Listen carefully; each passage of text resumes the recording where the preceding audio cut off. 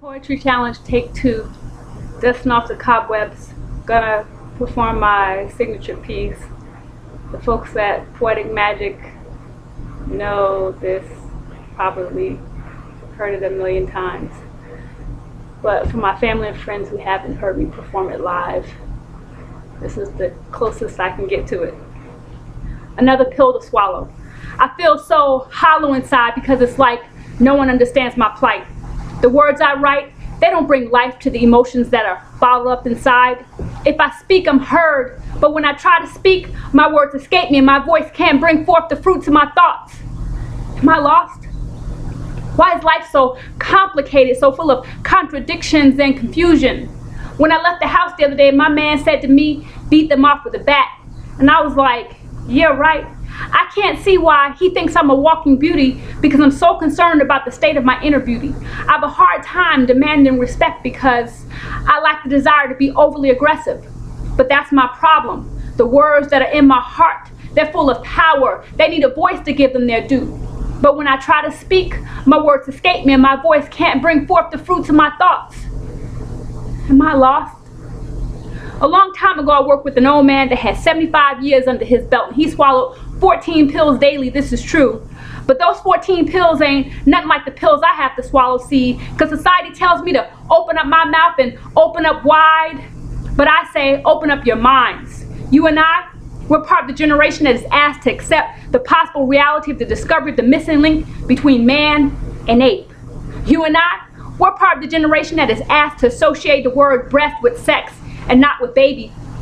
We're supposed to teach our children about Santa Claus and the Easter Bunny and the Tooth Fairy in one breath and tell them not to lie in the next. No disrespect, but you and I, we're part of the generation that is asked to believe that 9/11 was the greatest tragedy of all times. Like this was the first time innocent lives were lost.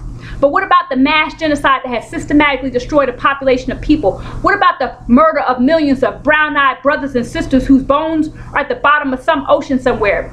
And how about the Native Americans that have been reduced to reservations and the names of professional baseball teams? And let's not forget to mention the Tuskegee experiment, when for the sake of science, this so-called civilized nation embraced inhumane acts and justified it as being for the sake of humanity. So fortunate for some and unfortunate for others, you reap what you sow. When we sow seeds of racial inequality, we pump up the idea of America, the great civilized society, we reap police brutality, we reap the Amadou Diallos, we reap the nameless inner city so-called bad boys whose only claim to fame is the cars they drive, the girls they screw, and the jail time they spent that made them hard. Yeah, it's hard to swallow. It's hard to swallow the statistical ratio of black men in jail compared to college, but I guess that's just another pill, right? So it's not that I'm arrogant.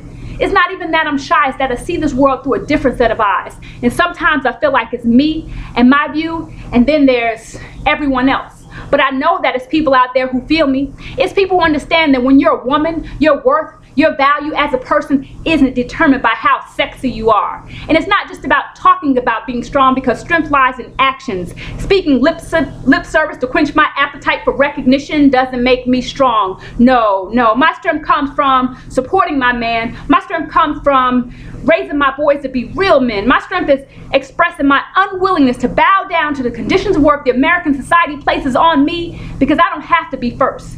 And I don't have to be last. My hair don't have to be straight, and my nails don't need to be painted. My college degree isn't what makes me intelligent. I can think for myself and speak for myself. I can choose to swallow the pills placed before me, or I can choose to push them aside. I can be Amira Hanifa Sims. I can be me, and that's okay.